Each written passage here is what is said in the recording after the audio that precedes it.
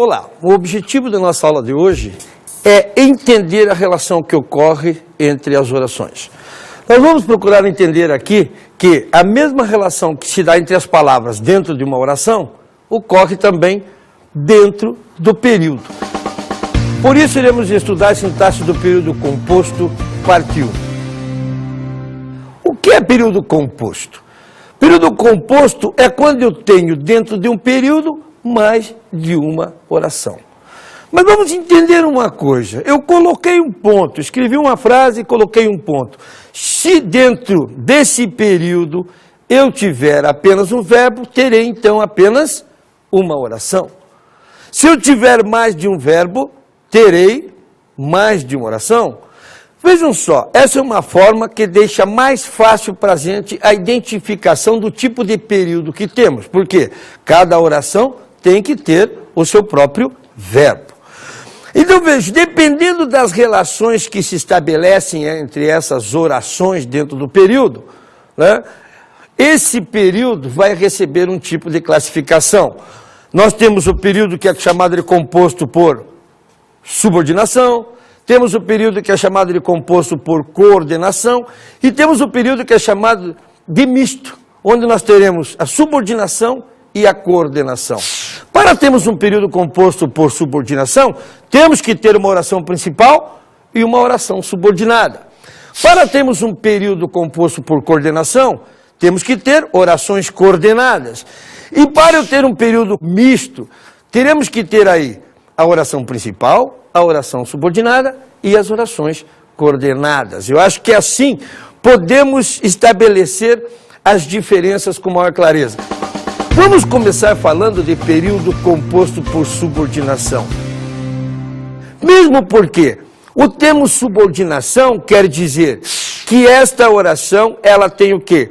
Uma dependência sintática com relação a outra oração. Uma será principal e outra exercerá uma função sintática. Não se esqueçam que todo termo que exerce função sintática é um termo subordinado. Então, se você tem um termo que exerce função sintática de sujeito, de objeto direto, de objeto indireto, de adjunto adverbial, de adjunto adnominal, você já sabe. Esse é um termo subordinado. Vejam só, vamos trabalhar aí um exemplo. Quero estabelecer para vocês uma diferença entre o período simples e o período composto e a evolução de um termo da oração para uma oração. Vejam só essa primeira frase que temos, esperamos a sua volta. Sempre que eu quero analisar os termos de uma oração, o que eu faço primeiro? Procuro o verbo, porque o verbo é a alma da oração. Vejam o verbo dessa oração, esperamos. E quem espera, espera alguma coisa. Esperamos o quê? A pergunta o quê e quem após o verbo me diz que o verbo é transitivo direto. Depois que eu analiso o verbo, eu faço a pergunta antes do verbo para achar o sujeito. Quem espera a sua volta? Nós temos aí o chamado sujeito oculto, elíptico, desinencial. Depois disso, vamos procurar o complemento do verbo. Nós esperamos o quê? A sua volta. Então, a sua volta é o objeto direto. Reparem aí que eu tenho apenas um verbo. Se eu tenho apenas um verbo, eu tenho apenas uma oração. Se eu tenho apenas uma oração, eu tenho um período simples. E essa oração do período simples, por reinar sozinha no período, chamamos de oração absoluta. Vejam agora, o que nós fizemos aqui? Mantivemos o esperamos, o verbo. E depois a sua volta, o núcleo desse objeto direto é volta, que é um substantivo. Veja o que aconteceu com ele, virou um verbo, volte. Então eu tenho aqui uma nova oração. Esperamos uma oração. Que você volte, outra oração. Então agora nós temos duas orações. Se temos duas orações, nós temos um período composto. Reparem uma coisa, repetindo para que você grave isso porque é importante. Volta é o núcleo do objeto direto na primeira oração, que virou o verbo, volte, dando à luz a uma nova oração. Por isso agora um período composto. Esperamos, é uma oração. Que você volte, é outra oração. Vamos fazer o mesmo tipo de análise que fizemos para descobrirmos os termos que compunham a primeira oração. Eu vou primeiro ao verbo, esperamos, e quem espera, espera o quê? É verbo transitivo direto. Depois faço a pergunta antes do verbo, para achar quem? O sujeito. Quem espera que você volte? Nós, sujeito oculto. E nós esperamos o quê? Que você volte. Vejam que você volte é um objeto direto. Repare que dentro desse objeto direto eu tenho o verbo, volte. Isso quer dizer, então, que eu tenho uma oração agora exercendo função sintática de objeto direto, certo? Por isso que vai se chamar, tem o verbo, oração. Subordinada, porque que você volte exerce função sintática com relação a outra oração. Substantiva, porque quem deu a luz a essa oração foi o substantivo volta, que virou verbo, volte. E objetiva direta, que é a mesma coisa que objeto direto, porque ela é complemento de um verbo transitivo direto que está na outra oração, chamada de principal. Então eu quero que você observe que o processo de análise que ocorre dentro do período simples para eu descobrir a função sintática dos termos da oração, né, também se dá dentro do período composto.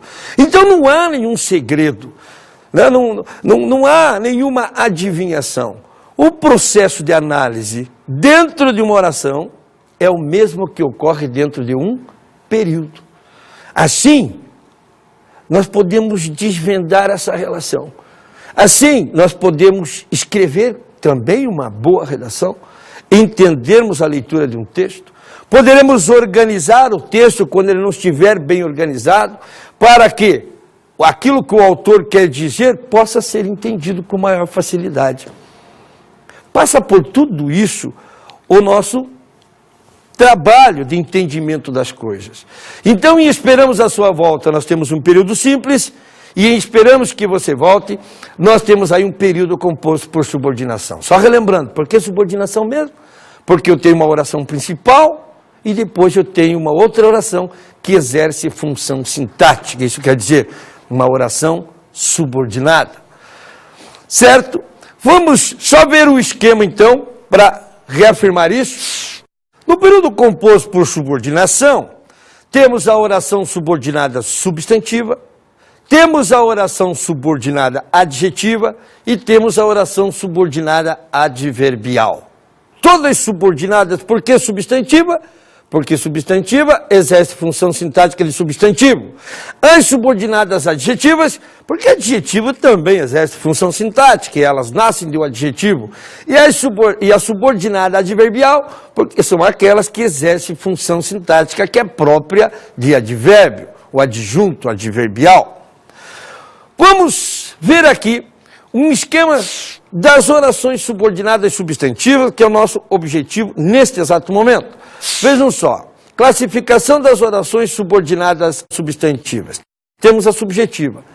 A subjetiva vai ser aquela que exerce função sintática de sujeito de um verbo da oração principal. Temos a oração subordinada substantiva objetiva direta, que é aquela que vai ser complemento de um verbo transitivo direto da oração principal. A oração subordinada substantivo objetiva indireta, a que vai ser complemento de um verbo transitivo indireto da outra oração, a principal. A oração subordinada substantiva completiva nominal, ela vai completar o sentido de um nome que pede complemento, que está na outra oração, a principal. A oração subordinada substantiva predicativa, ela virá sempre após um verbo de ligação. E a oração subordinada substantiva apositiva, aquela que vai explicar um elemento que está na outra oração, a principal. Vamos primeiro ver aqui a subjetiva. E posso lhes garantir uma coisa. Das orações subordinadas substantivas, a subjetiva é a mais importante de todas. Em todas as provas elaboradas pela Fundação Carlos Chagas, por exemplo, existe uma questão de concordância verbal que é feita para ninguém acertar. Por isso que a média de acerto dos melhores alunos é 17, 18, no máximo. Né? São poucos os alunos que gabaritam uma prova de português hoje da Fundação Carlos Chagas. E você sabe que tem que gabaritar. Tanto que os que gabaritam são os que estão lá dentro, porque eles vão bem em outras matérias também. Por quê? Uma das orações de concordância é trabalhada com essa oração, a chamada subordinada substantiva subjetiva. Muito importante entender para a prova da Fundação Carlos Chagas. Para a prova da ESAF e para a prova do CESP também se torna importante, porque nessas provas elaboradas por essas duas instituições, ESAF e CESP, eles trabalham não só a concordância verbal da oração que faz papel como substantivo, mas a concordância nominal. Portanto, é de extrema importância entendermos essa oração. O processo de análise é o mesmo. Já sei que a oração subordinada substantiva é aquela que exerce função sintática de sujeito. A substantiva subjetiva, de sujeito. Olhem só. É preciso que façamos alguma coisa. Olha o verbo. É. Eu tenho aí um verbo chamado de ligação. Ser, estar, parecer, ficar, andar, continuar, permanecer e tornar-se são verbos de ligação. Muito bem. Depois que eu analiso o verbo, eu faço a pergunta antes do verbo para achar o sujeito. O que é preciso? Que façamos alguma coisa. Reparem que dentro desse sujeito tem um verbo. Façamos. Se tem um verbo, eu tenho uma oração. E essa oração está exercendo função sintática de sujeito. Por isso, oração subordinada, substantiva, subjetiva. Por isso que o processo de análise é o mesmo. O que ocorre dentro de um período simples, ocorre dentro de um período composto. Aquilo que foi o nosso bicho-papão, no primeiro grau, no segundo grau, na faculdade, entender o período composto, pode ser dominado, sem problema nenhum. Basta sempre eu partir do ponto de vista da análise, da sintaxe, procurando o verbo, procurando o sujeito, depois os complementos do verbo. Basta que nós eduquemos o nosso cérebro para trabalhar exatamente essa relação, esse raciocínio. Vamos ao próximo exemplo, então. Esperava-se que você tomasse uma decisão. Vamos ao verbo. Quem esperava, esperava o quê? A pergunta o quê após o verbo indica que o verbo é transitivo direto. Depois que eu analiso o verbo, eu procuro o sujeito. Repare uma coisa, pessoal. Nós temos o verbo esperava, aqui está no pretérito imperfeito, e depois nós temos a palavra ser. Quando nós temos um verbo transitivo direto, ou um verbo transitivo direto e indireto, mais a palavra ser, o que vai se processar? O objeto direto vai virar sujeito. Então, o que se esperava? Que você tomasse uma decisão. Mais uma vez, nós temos uma oração exercendo função sintática de sujeito. Reparem só uma coisa, que você tomasse uma decisão. Tem um verbo dentro. E se tem um verbo dentro, é uma oração. Então, temos aqui, mais uma vez, uma oração subordinada substantiva subjetiva, que é aquela que exerce função sintática de sujeito do verbo da outra oração. Vamos falar da objetiva direta. Já sabemos que a objetiva direta é aquela que faz papel de complemento de um verbo transitivo direto que está na outra oração. Vejam só. O primeiro exemplo. Deixe que eu resolva seus problemas. Poderoso, Karen. E quem deixa, deixa o quê? Verbo transitivo direto. E o sujeito, que tirei que eu não consegui achar. Veja que eu estou fazendo um pedido.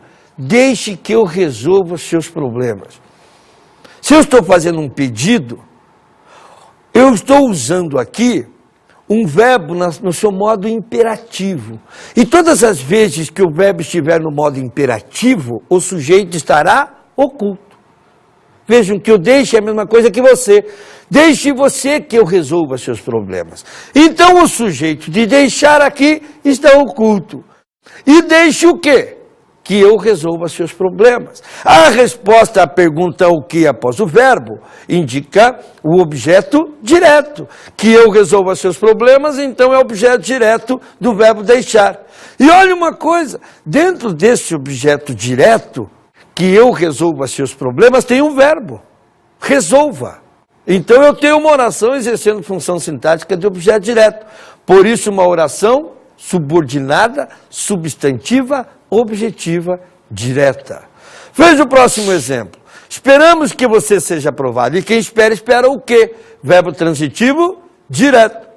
Quem espera que você seja aprovado? Nós, sujeito oculto.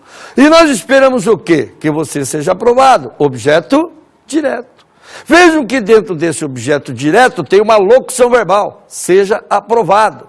Portanto, eu vou ter aí, mais uma vez, uma oração exercendo função sintática de objeto direto. Por isso, oração subordinada, substantiva, objetiva, direta. Vamos ver o próximo exemplo. Não sei se ela virá cedo. E quem sabe, sabe o quê? Verbo transitivo, direto. Quem não sabe se ela virá cedo?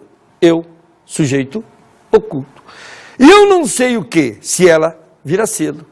Teria, então, uma oração funcionando como objeto direto. Portanto, é chamada oração subordinada, substantiva, objetiva, direta. Agora, precisamos entender uma coisa. Vocês repararam que quando eu trabalhei ali a oração subordinada, substantiva, subjetiva, ela sempre iniciou com a palavra que. Vejam agora nas objetivas diretas aí. Que eu resolva seu problema. Olha o que. Que você seja aprovado. Olha o que. Se ela virar... Opa, tem um C. Essa conjunção que introduz a oração subordinada substantiva, qualquer uma delas, seja subjetiva, objetiva direta, objetiva indireta, completiva nominal, predicativa ou apositiva, essa palavra que é chamada de conjunção integrante. CESP e ESAF chegam a se referir a ela em afirmativas. Então é importante saber, a palavra que introduz a oração subordinada substantiva é chamada de conjunção integrante. E nesse exemplo que eu passei agora para vocês, não sei se ela virá cedo, esse se também é chamado de conjunção integrante. Então, reafirmando, a palavra que e se, que introduz a oração subordinada substantiva, é chamada de conjunção integrante. Muito bem, vamos continuar então. Vamos ver agora a oração subordinada substantiva objetiva indireta, que é aquela que exerce função sintática de objeto indireto de um verbo da oração principal. Olhem só aí o primeiro exemplo. Lembre-se de que você é minha. E quem se lembra de alguma coisa. Lembra-se de quê? Então eu tenho um verbo transitivo indireto. Mais uma vez eu estou fazendo um pedido. Então eu estou usando o modo imperativo do verbo. Quer dizer que o sujeito está oculto. E lembre-se de quê? De que você é minha. Objeto indireto. Dentro desse objeto indireto eu tenho um verbo. É. Portanto, é uma oração fazendo papel de objeto indireto, por isso eu tenho uma oração subordinada, substantiva, objetiva indireta. Todos insistiam em que ele voltasse. E quem insiste? Insiste em quê? Verbo transitivo indireto. Quem insistia em que ele voltasse? Todos. Todos é o sujeito. E todos insistiam em quê? Em que ele voltasse. Objeto indireto. Dentro desse objeto indireto tem um verbo. Voltasse, portanto, uma oração subordinada, substantiva, objetiva, indireta. Vamos falar da oração que faz papel de complemento nominal. Vocês sabem que assim como nós temos verbos que pedem complementos, verbos transitivos, temos nomes também que pedem complemento. E como o complemento desses nomes sempre vem preposicionado, eles recebem a classificação de complemento nominal.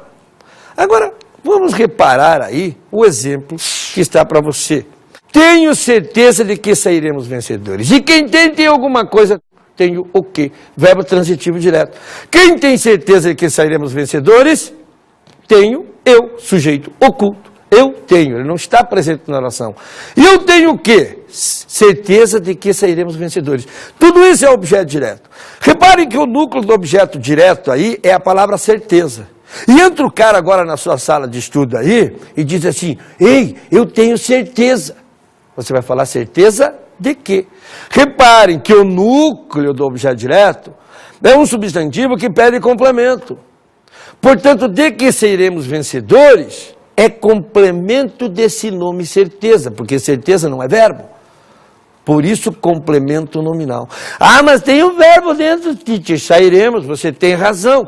Então, eu tenho uma oração fazendo o papel de complemento nominal. Por isso, oração subordinada, substantiva, completiva, nominal. Outro exemplo, a notícia de que a tempestade se aproximava assustou a todos. E quem assusta, assusta alguém. Verbo transitivo direto. O que assustou a todos? A notícia de que a tempestade se aproximava. E tudo isso é o sujeito.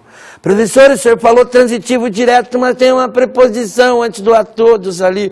Você tem razão. Eu preferi, nesse caso, preposicionar o objeto direto.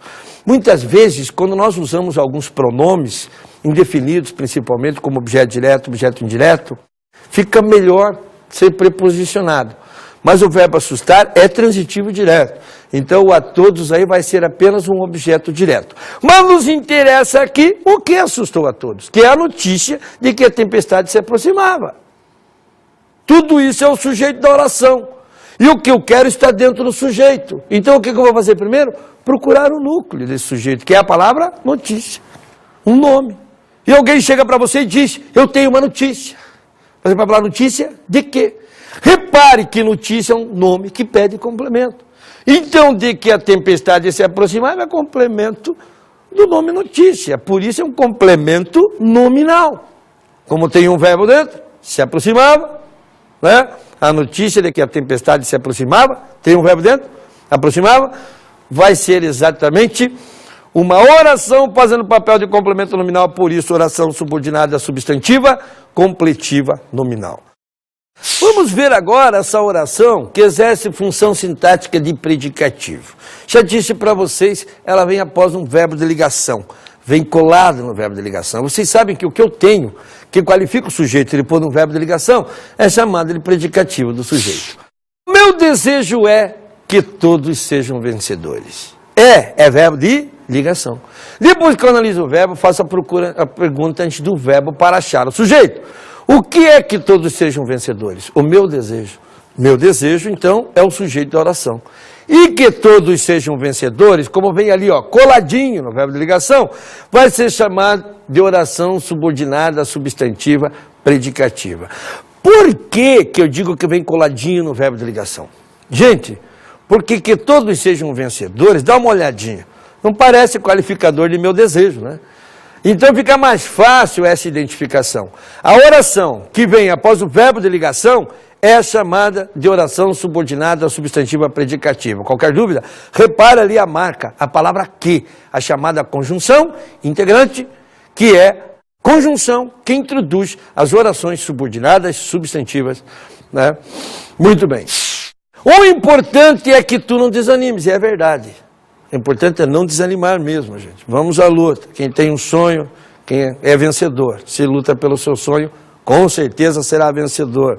Você pode achar, às vezes, poxa, esse negócio aqui é meio complicado. Não é complicado, não. Um pouquinho de vontade, você chega lá e pode ter certeza de que vale a pena. Que não desanimes. É verbo de ligação. O que eu tenho após um verbo de ligação? Que tu não desanimes. Veja que tem um verbo dentro. Então, oração subordinada, substantiva, predicativa. Essa oração apositiva é outra oração importante. Vocês vejam que eu chamei a atenção de vocês para a oração que faz papel de substantivo, por causa da Fundação Carlos Chagas, do CESP, da ESAF, que são as principais instituições hoje que elaboram concursos para tribunais, Receita Federal, né? Polícia Federal. Então, atentos a isso, saibam bem. Agora, a que faz o papel de aposto, gente. Ela é muito importante na prova do CESP e na prova da ESAF. O CESP, como trabalha muito a pontuação, o CESP tem um prazer imenso nos termos que são chamados de explicativos. Tá? E para o CESP, a positiva, por se tratar de uma oração que faz papel de aposto, explica um termo que está na oração, na outra oração chamada principal, se torna importante, porque ela vai chamar essa oração de natureza explicativa. Olha só desejo uma coisa, que nossa situação melhore. Repare que o que nossa situação melhore explica a palavra coisa. E que nossa situação melhore tem um verbo dentro, melhore. Então eu tenho uma oração fazendo papel de aposto explicativo, explica a palavra coisa. Por isso ela é chamada de oração subordinada substantiva apositiva. Reparem, eu falei aqui para vocês, que faz o papel de sujeito, de objeto direto, de objeto indireto, de complemento nominal, de predicativo até agora. Vejam que eu não usei pausa, vírgula, em nenhuma delas. Por quê? Essas orações, mesmo estando invertidas na frase, não podem ser isoladas por vírgula. Não há possibilidade delas serem isoladas por vírgula. Agora, a que faz papel de aposto, ela recebe uma marca ou 2 pontos. Tem que ser isolado. E isso é explorado pelo CESP. Isso é explorado pela ESAF. Muitas vezes pela Fundação Carlos Chagas. Mas ela é muito mais constante nessas duas instituições. Certo? Por fazer papel de aposto, ela vem marcada, vem isolada por 2 pontos. Vejam mais um exemplo. Ninguém sabe a verdade, que ele fugiu de casa. Vejam que ele fugiu de casa e está explicando a palavra verdade que está na oração principal. Por isso, mais uma vez, uma oração subordinada substantiva apositiva faz papel de aposto explicativo. Atentos, então, à questão da pontuação.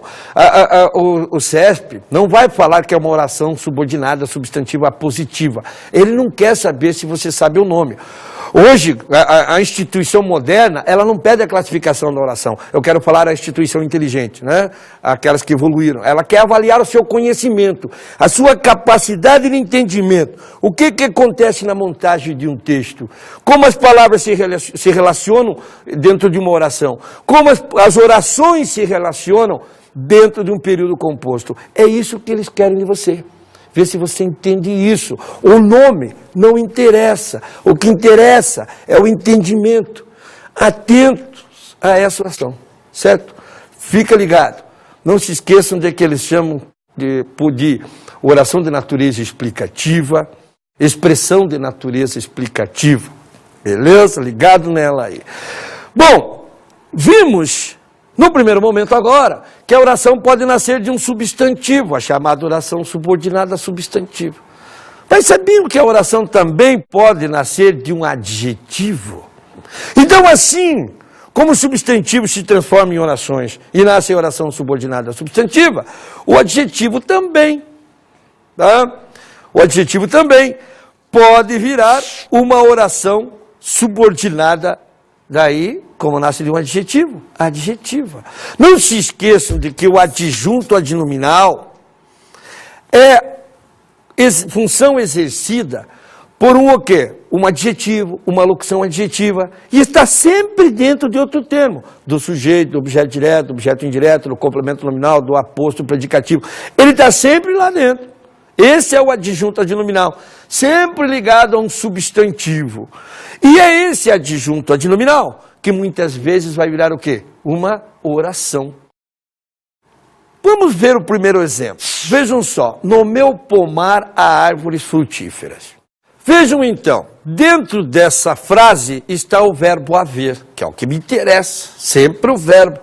E o verbo haver aí é igual existir. Eu posso falar no meu pomar, existem árvores frutíferas. Gravem isso. Quando puder substituir o verbo haver por existir, acontecer, ocorrer, eu sei que a oração que tem o verbo haver é a oração sem sujeito. Não tem sujeito, mas tem objeto direto. No meu pomar há o quê? Árvores frutíferas. Tudo isso é o objeto direto.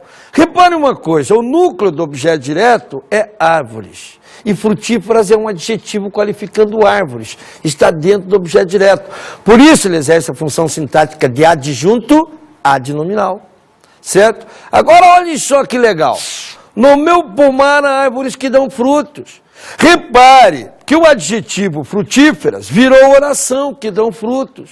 Quando um substantivo vira oração, eu tenho oração subordinada substantiva. Quando um adjetivo vira oração, eu tenho uma oração subordinada adjetiva. Tá? Fazendo aí papel de adjunto adnominal. Mas ela não será cobrada pela sua função, será cobrada pelo seu sentido, pelo seu significado. Olha o próximo exemplo. Ele viaja para as cidades do litoral. Quem viaja, viaja, verbo intransitivo. Quem viaja para as cidades que ficam no litoral? Ele. Ele vai ser o quê? Vai ser exatamente o sujeito. E para as cidades do litoral é um adjunto adverbial de lugar. Qual é o núcleo desse adjunto adverbial? Substantivo cidades. Vejam que do litoral está qualificando a palavra cidades, portanto é uma locução adjetiva, portanto exerce função sintática de adjunto adnominal. Vejam só, esse adjunto adnominal virando oração. Ele viaja para cidades que ficam no litoral. A chamada oração subordinada adjetiva, porque ela nasceu de uma locução adjetiva, que é uma expressão que faz papel de termo qualificador, de adjetivo. Bom, como você pode observar aí, adjetivos e locuções adjetivas também podem se tornar orações, nascendo daí a oração subordinada adjetiva. Gente, só uma coisa. Nós vimos que a palavra que introduz a oração subordinada substantiva é chamada de conjunção integrante. Reparem agora que eu tenho também uma palavra que introduz a oração subordinada adjetiva. Só que essa palavra que é chamada de pronome relativo. Olha só, prestem bastante atenção ao que eu vou dizer. Tanto o CESP quanto a ESAF fazem menção, assim, ó, as duas ocorrências da palavra que na linha 2 do texto são respectivamente conjunção integrante e pronome relativo. Portanto, eu tenho que conhecer bem isso, certo? Principalmente o pronome relativo. Observe, no meu pomar há árvores que dão frutos. A palavra que, nesse período que dão frutos, está retomando que palavra? A palavra árvores. Repara uma coisa, eu posso pegar esse período composto, essas duas orações, e transformar em dois períodos simples. Olha só o primeiro período simples. No meu pomar há árvores. Olha o segundo período simples. Árvores dão frutos. Reparem que eu coloquei a palavra que no meu pomar há árvores que dão frutos para evitar a repetição da palavra árvores. Senão eu teria que escrever assim, ó. No meu pomar há árvores, árvores dão frutos. Para evitar essa repetição foi colocada a palavra que. Por isso esse que é pronome, chamado de pronome relativo. Ele substitui uma palavra que está na oração anterior para evitar a repetição dessa palavra. Agora, é preciso entender uma coisa, sabe? Olha só. O pronome relativo, ele retoma a palavra que está na oração anterior. E essa palavra que está na oração anterior, que vai ser retomada pelo pronome, é chamado de antecedente ou referente textual. Grave bem isso. A palavra que é substituída por pronome é chamado de antecedente ou de referente textual. Na gramática você acha como antecedente. Na prova de concurso, principalmente do CESP e da ESAF, você acha como referente textual em vez de antecedente. Muitas vezes eles usam na mesma prova as duas expressões. Então, antecedente e referente textual são a mesma coisa. Não esqueça isso. Vejam só, eu tenho aí um quadro de pronomes relativos. Que, quem, quando, como e onde são aqueles que não variam. Sempre se escrevem assim. E daí nós temos os variáveis, que é o qual, a qual, os quais, as quais. Vejam que ele vem acompanhado de artigo, isso é muito importante. Tá? Daí o cujo, cuja, cujos, cujas, varia, mas já não aceita o artigo. O quanto, quantos, quantas, varia, mas não aceita artigo. Quero chamar a atenção de vocês aqui para 3 pronomes relativos que são importantes, e você deverá saber muito bem, principalmente a Fundação Carlos Chagas vai trabalhar em cima deles, fará uma questão, como sempre faz em todas as provas, para que ninguém acerte. Você que é um aluno diferenciado, com certeza vai saber fazer isso daí, mas preste atenção. O pronome relativo que substitui termos que exercem a função sintática ali, sujeito, objeto direto, objeto indireto, complemento nominal, qualquer função sintática, menos uma. A função sintática de adjunto e de nominal, que é de exclusividade do pronome relativo cujo. O cujo é quem substitui o termo que indica a posse, o adjunto, adnominal. Quer dizer que onde cabe cujo não cabe que, gente. Eu não posso trocar um pelo outro e vice-versa. Certo? E o pronome relativo onde, já fica bem claro no próprio nome dele, né? Substitui termo que exerce a função sintática de adjunto adverbial de lugar. E não se esqueça, no lugar do onde eu posso pôr em que. Em que tem que ter a preposição. Se fizerem a proposta de trocar onde por que, está errado. Tem que ser em que, com a preposição em. Então, reparem aqui, eu tenho dois períodos simples. Nosso time está vivendo uma séria crise, nosso time é o último do campeonato. Eu quero juntar o período composto com esses dois períodos simples aqui. Eu tenho um problema, a palavra nosso time. Então, vou ter que usar um pronome relativo para substituí-la, porque ela, né, está repetida. Então, é só saber a função sintática. Vejam. Quem é o último do campeonato? Nosso time. É sujeito. Então, qual é o pronome relativo que eu vou usar? O que?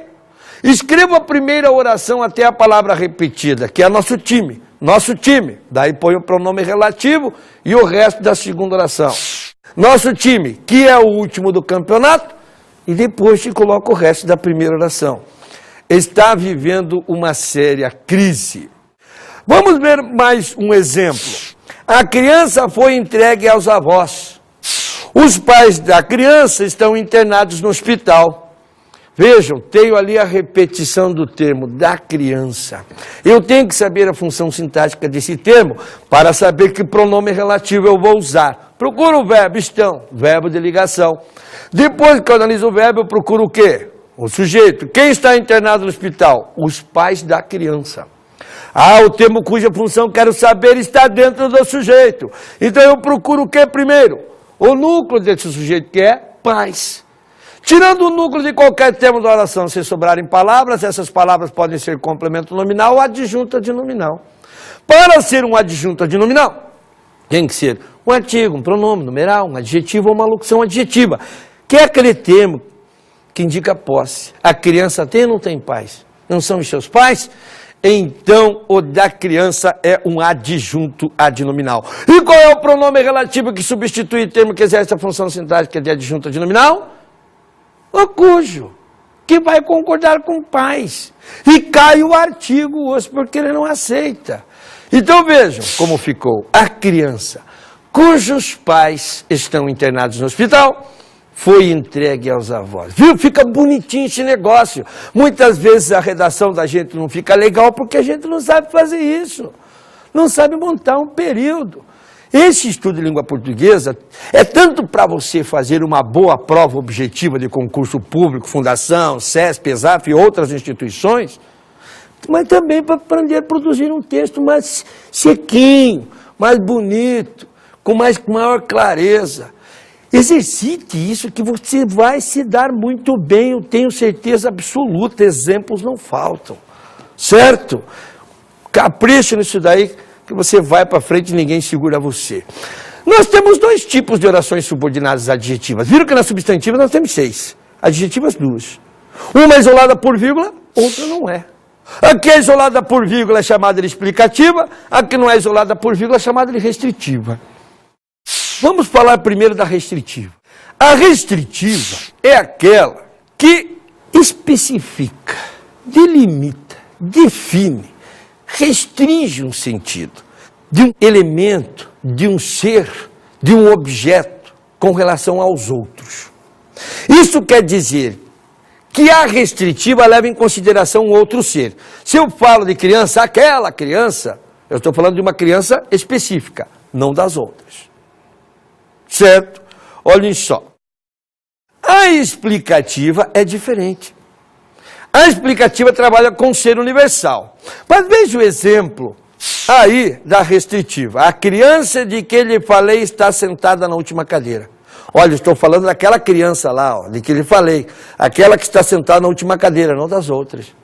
Por isso eu tenho aí uma oração subordinada adjetiva restritiva. porque estou especificando uma criança no meio de outras crianças. A explicativa, gente, ela trabalha como ideia universal, com um ser único. Ela não leva em consideração outros seres, por isso ela tem que ser isolada por vírgula da oração principal. É como se ela fizesse o papel de um aposto. Como se fizesse o papel de um aposto. Vamos ver um exemplo. A criança que estava chorando foi amparada pelo pai. Vejam que com certeza só tinha uma criança chorando. As outras não estavam chorando. Então, como só tinha uma chorando, ele não poderia especificar aquela que está chorando ali, não é aquela que está chorando lá. Então ele estava falando de uma única criança. A mesma coisa quando eu digo assim, ó, o homem que é mortal deve aproveitar a vida. Que é mortal tem que ficar entre vírgulas. Por acaso você conhece um homem imortal? Highlander, teacher. Só me faltava essa, Highlander é de outro planeta, falar da Terra aqui. Que coisa, eu já vi, fez 4 filmes já, e sempre ressuscitou, nunca morreu, morre e ressuscita. Gente, não existe homem imortal. Por isso eu não posso especificar. Então o homem, vírgula, que é mortal, vírgula. O homem, vírgula, que é mortal, vírgula, deve aproveitar a vida. Tem que ficar entre vírgulas, porque não tem como especificar um ser que é único. A mesma coisa quando eu falo assim, ó, meu filho que é médico viajou. Se eu falar que é médico entre vírgulas, tem apenas um filho. Se eu falar, né, sem vírgulas, se eu deixar sem vírgula, tenho mais de um filho. Então, muito atentos a isso, porque ninguém vai perguntar, o cara errou lá, a questão ela deveria ser isolada por vírgula e ele não isolou. Quem determina se a oração é isolada por vírgula ou não? É o dono do texto, certo? O que eu preciso saber muito bem daí o uso dos pronomes relativos. Portanto, muito atentos aí e bom estudo a todos vocês. Agora uma dica para vocês de estudo. Vocês sabem que a gente ouve, presta atenção, mas tem que praticar também. Procurem lá no site Só Português, vocês vão encontrar bem detalhado, bem explicado lá, de forma simples também, sobre esse assunto que vimos. E lá no meu blog, www.professorfranca.blogspot.com, você vai encontrar simulados, exercícios explicados, e eu vou colocar umas frases para que você pratique. Sabe que para gravar esse conteúdo e ter autoridade na hora da prova, se torna necessária a repetição, e eu preparo em casa também bons estudos.